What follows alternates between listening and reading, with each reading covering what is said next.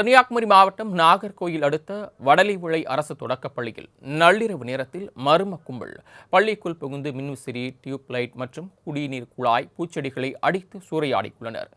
இதுகுறித்த விரிவான தகவல்களை எமது செய்தியாளர் மணிகண்டன் வழங்க கேட்கலாம். மணிகண்டன், இந்த சம்பவம் குறித்த விரிவான தகவல்கள்.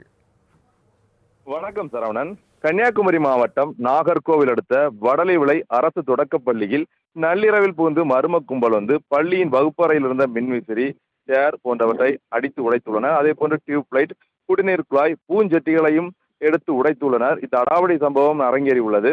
இந்த சம்பவத்தை தலைமை ஆசிரியர் மேரி அவர்கள் இது குறித்து கோட்டார் காவல் நிலையத்தில் புகார் அளித்துள்ளார். மேலும் தற்போது விடுமுறை அளிக்கப்பட்டுள்ள நிலையில் மர்ம கும்பல் போதையில் உள்ள புகுந்து அட்டூழியம் செய்தது பரபரப்பாக பேசப்பட்டு வருகிறது.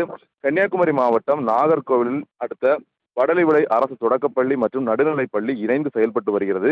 இப்பள்ளியில் நள்ளிரவில் மர்ம நபர்கள் பள்ளியின் வகுப்பறைக்குள் புகுந்து அங்குள்ள மின் விசிறியை வளைத்து நெளித்து உடைத்துள்ளனர். அதே போன்று அங்குள்ள சேர்களையும் அடித்து உடைத்துள்ளனர். டியூப் லைட் போன்றவற்றையும் சேதப்படுத்தியுள்ளனர். அதேபோல் பெண்கள் கழிவறையில் வைக்கப்பட்ட தண்ணீர் பைப்பை உடைத்துள்ளனர். குடிநீர் பைப் ஆகியவற்றையும் சேதப்படுத்தியுள்ளனர். மேலும் அங்கு பூந்தொட்டிகள் வைக்கப்பட்டிருந்தது, அதையும் எடுத்து எரிந்து உடைத்து சேதப்படுத்தியுள்ளனர். மேலும் பெஞ்சுகளில் தகாத வார்த்தைகளால் அசிங்கமாக எழுதி வைத்துள்ளனர். இந்நிலையில் இந்த தகவல் அறிந்த தலைமை ஆசிரியர் மேரி அழகம்மாள் அதனை பார்வையிட்டு கோட்டார் காவல் நிலையத்தில் புகார் அளித்தார். அதன் பேரில் கோட்டார் போலீசார் விசாரணை மேற்கொண்டு வருகின்றனர்.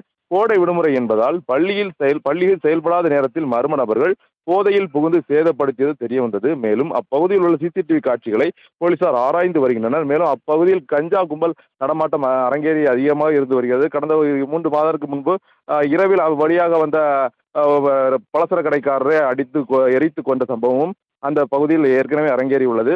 இதனால் அசம்பாவிதங்கள் வரும் முன்னே போலீசார் கட்டுப்படுத்த வேண்டும் என்ற நடவடிக்கையும் எடுக்க வேண்டும் என சமூக ஆர்வலர்கள் குறித்து வருகின்றனர்.